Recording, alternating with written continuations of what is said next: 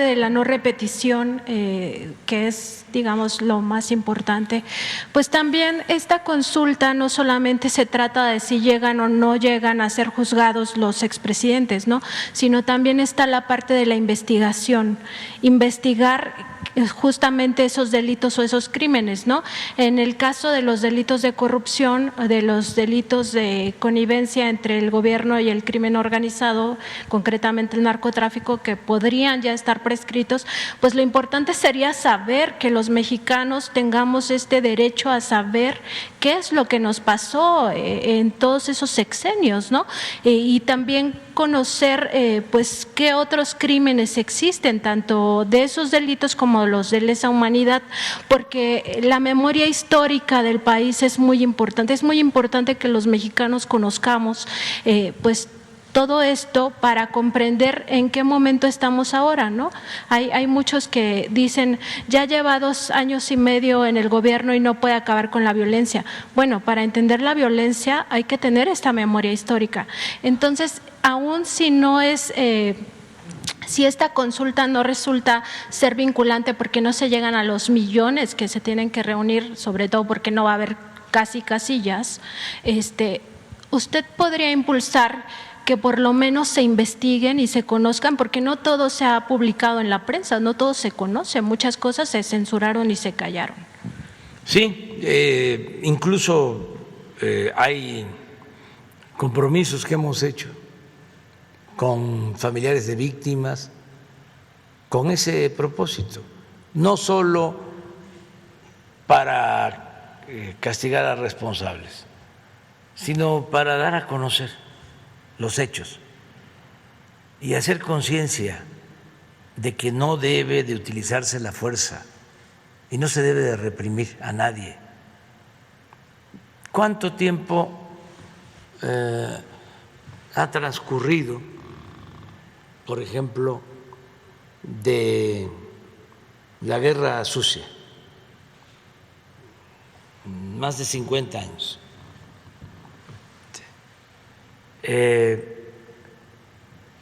Y hay todavía no solo familiares de las víctimas, sino de los que llevaron a cabo acciones de represión. Y saben que lo más triste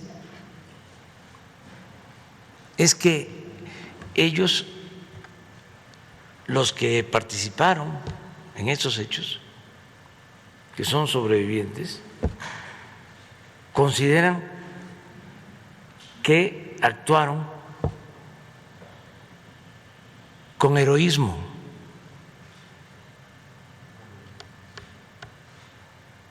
Estoy hablando de las participaciones antes del 68, durante el 68,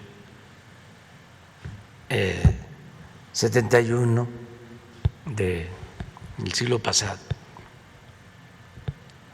Acabo de tener reuniones con familiares de víctimas y Gobernación está haciendo un trabajo muy bueno, que es una relatoría,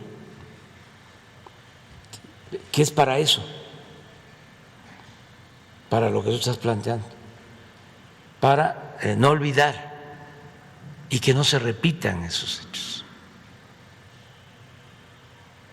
Lo mismo es el abrir los archivos, los expedientes de todos esos episodios de autoritarismo, y que se investigue y se den a conocer por las nuevas generaciones, porque queremos vivir en paz, porque no es el camino a la violencia, no a la represión, no a la tortura, no a las masacres. Y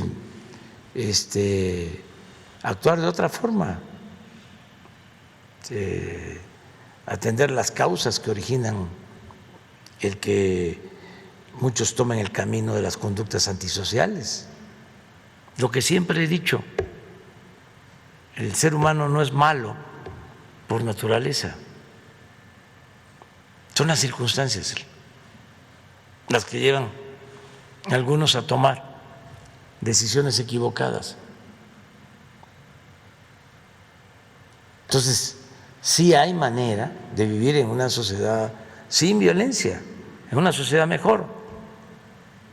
Sí tenemos todos acceso al trabajo, al estudio, al bienestar, si conservamos valores culturales, morales, espirituales, si nos fortalecemos como familia.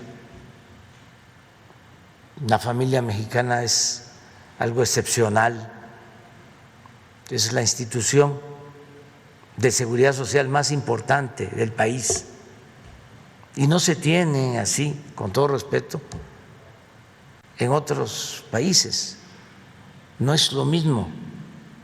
Eso es un tesoro que nosotros tenemos, la solidaridad, la fraternidad en las familias. Pero ¿qué pasa si por la corrupción, si por la desigualdad, por la necesidad de trabajo, tiene que emigrar el padre de una familia y se rompe la familia y se desintegra? Pues se afecta mucho la convivencia social y eso lleva pues a frustraciones y a rencores y a odios y a violencia. Entonces, busquemos fortalecer valores y que haya justicia, que haya igualdad y que haya fraternidad y vamos a tener paz y vamos a tener tranquilidad. Es posiblemente utópico, pero es mejor, mucho mejor caminar hacia allá que utilizar la fuerza, lo coercitivo. Es más humano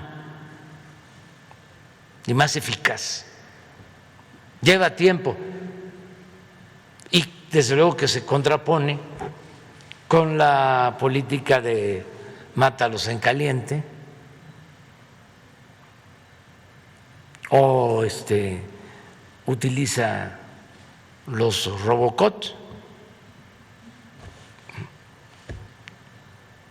y responde a la violencia con la violencia y hay que responder a los balazos con balazos. No, vamos nosotros a salir adelante y no tengo ninguna preocupación acerca de que no se esté avanzando como quisiéramos, porque lleva tiempo. Como nunca se había hecho esto, pues lleva tiempo el que se puedan crear oportunidades para los jóvenes que no sean susceptibles de ser enganchados por la delincuencia. O sea,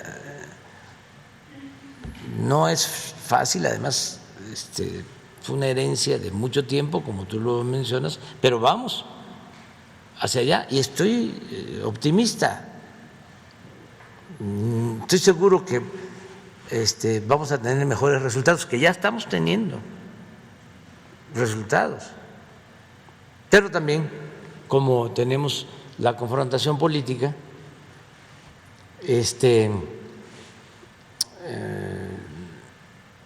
nos cuestionan por eso. Vino la pandemia y era la pandemia, ¿no? Y por todo. Hay algo muy interesante en todo este proceso.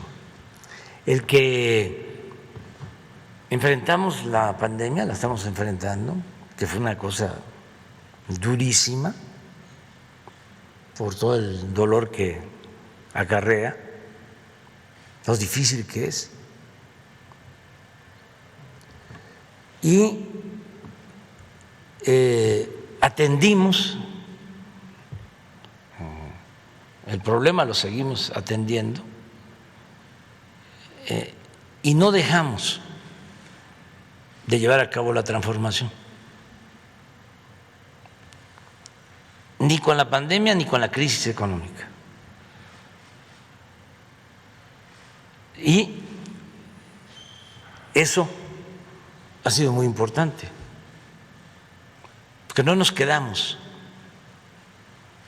empantanados. Y fíjense cómo la gente también lo ha entendido, porque a pesar del sufrimiento y de pérdida de seres queridos y de crisis económica, la gente tiene esperanza.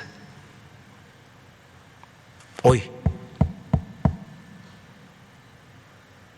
no se perdió la fe, y eso es muy importante. Entonces, ¿por qué continuamos con el proceso de transformación y vamos a seguir adelante? Y cada vez van a haber mejores resultados. México ahora tiene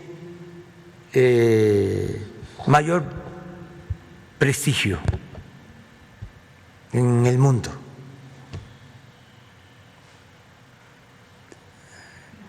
Y en el terreno económico, por ejemplo, es de los países más atractivos del mundo para invertir. Es de los países que tiene muchísimas más posibilidades de crecimiento, de desarrollo. Y, desde luego, muchísimas más posibilidades de progreso con justicia, de que haya bienestar. Entonces, vamos hacia adelante. Es muy larga esta disertación, pero es interesante. Presidente,